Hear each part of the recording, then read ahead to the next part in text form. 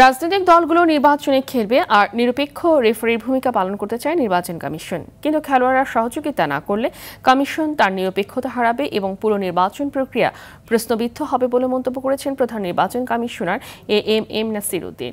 সকালে আগারগাঁওয়ে নির্বাচন ভবনের সম্মেলন কক্ষে রাজনৈতিক দলগুলোর সাথে সংলাপের শুভেচ্ছা বক্তব্যে সিসি মন্তব্য করেন। সিএসি বলেন, পোস্টার নিষিদ্ধ করার পরও শহরের যে চিত্র তা অনভিপ্রেত। পোস্টারগুলো যদি দলগুলো নিজেরাই স্ব-উদ্যোগে সরিয়ে ফেলে তবে এটাই হবে ভদ্র আচরণ। আচরণবিধি ভঙ্গের ক্ষেত্রে কমিশন কোনোভাবেই ছাড় দেবে না।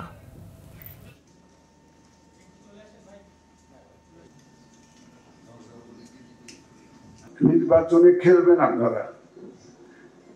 আপনারা এখন প্লেয়ার, আমরা রেফারির ভূমিকায় এবং আমরা রেফারির ভূমিকায় প্রকৃত অর্থে একদম নিরপেক্ষ রেফারির ভূমিকায় আমরা থাকতে চাই। আমরা আপনাদের সহযোগিতা ছাড়া রেফারির কাজ করা পুরো মুশকিল, সুষ্ঠুভাবে খেলা পরিচালনা করা মুশকিল। ইলেকশনটা আমরা কমিটেড, প্রতিশ্রুতিবদ্ধ জাতির কাছে যে আমরা একটা সুষ্ঠু, সুন্দর, ক্রেডিবল, গ্রহণযোগ্য নির্বাচন আমরা দিতে চাই, উপহার দিতে চাই।